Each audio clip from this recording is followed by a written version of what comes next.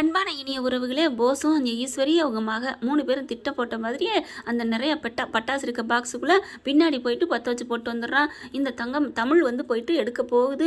டம்மான்னு எல்லாம் வெடிச்சிருதுங்க. அதுக்கப்புறம் அம்மானு கத்துறாங்க, துடிக்கிறாங்க. அப்படியே மேலேருந்து பாஞ்சு ஃபைடர் மேன் விழுகிற மாதிரி விழுந்து காப்பாற்றிடுறாரு நம்ம சேது. அப்போ பார்த்தீங்கன்னா கொஞ்சம் சின்ன சின்ன காயங்கள் தான் நல்லா ஆயிடுது. அப்புறம் ஆஸ்பத்திரி கூட்டி போகலாமாங்கிறாங்க. இல்லை டாக்டரே வர வைங்கன்னு சொல்லி டாக்டரை வர வச்சு ட்ரீட்மெண்ட் பண்ணுறாங்க.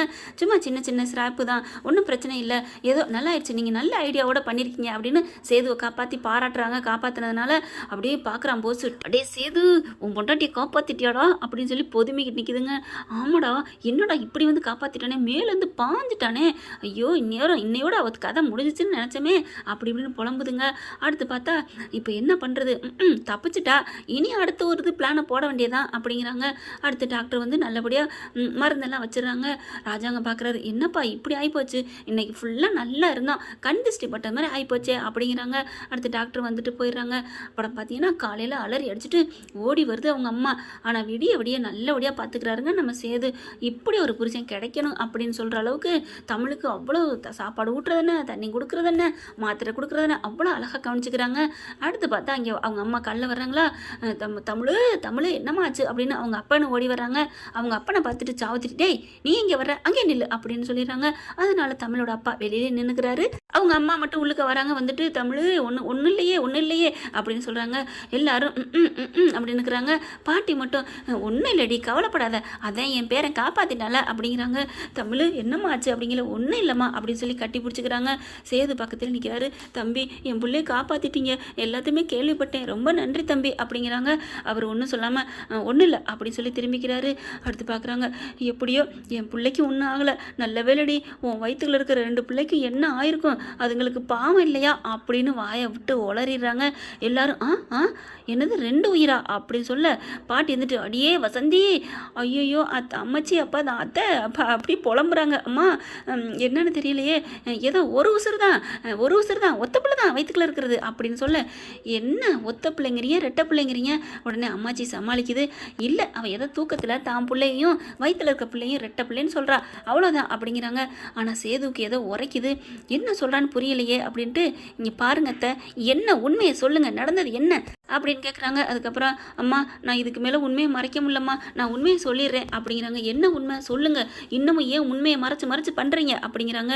இல்லை சம்மந்தி, நான் இல்லையா இல்லை ஐயாங்கிறாங்க. சம்மந்திலாம் சொல்கிற அளவுக்குலாம் ஒத்து வராது.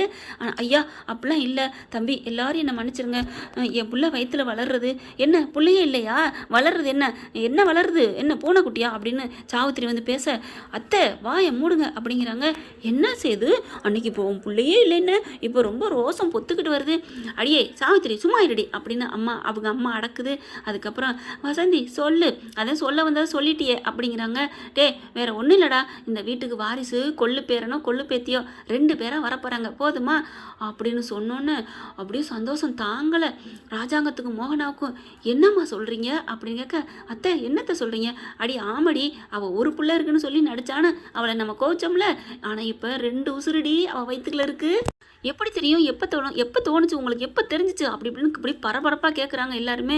அப்போ தான் வசந்தியும் அவங்களும் ஆஸ்பத்திரியில் வச்சு தான் சொன்னாங்க, டாக்டர் தான் சொன்னாங்க, ஏன் இதை இந்த நாள் வரைக்கும் சொல்லலை அப்படின்னு கேட்க, இல்லை அத்தை தான் பாட்டி தான் சொல்ல வேணான்னு சொல்லிட்டாங்க அப்படின்னு சொல்ல, ஏன் அம்மா நீ இப்படி சொல்ல விடாம பண்ண அப்படின்னு ராஜாங்க கேட்குறாரு. இல்லையா, இந்த பிள்ளை பிறந்ததுக்கப்புறம் சேர்த்து வைக்கணும் இல்லையா அவங்க 2 பேர்த்தையும், அதனால தான் நான் அப்படி மறைச்சிட்டேன். ஏம்மா நீ பெரிய மனுஷியாவே ஒவ்வொரு நேரத்தில் நடந்துக்க மாட்டேங்கிறம்மா அப்படின்னு சொல்லிட்டு அப்படி வர்றாங்க பக்கத்தில். மடி நீ 2 உசுரை சுமக்கிறியாமா அப்படின்னு சொல்லிட்டு எல்லாரும் பாராட்டுறாங்க. தமிழுக்கு சந்தோஷம் தாங்கலை. சேதுக்கு அதை விட, ஏமாச்சி ஏன் அப்பத்தான் இப்படிலாம் மறைச்சிங்க, சரி விட்றா தெரியாமல் மறைச்சிட்டேன் அப்படிங்கிறாங்க. ஆனால் இங்கே 4 பேருக்கும் அப்படியே நாக்கு தள்ளிக்கு நிற்கிதுங்க.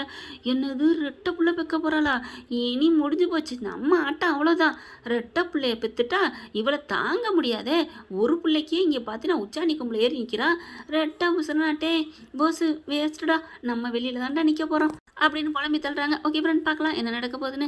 இந்த பற்றி உங்களுக்கு பிடிச்சிருந்துச்சுன்னா உங்கள் பொண்ணான கையில் உள்ள போட்டு சப்ஸ்கிரைப் பண்ணிடுங்க. Thank you friends.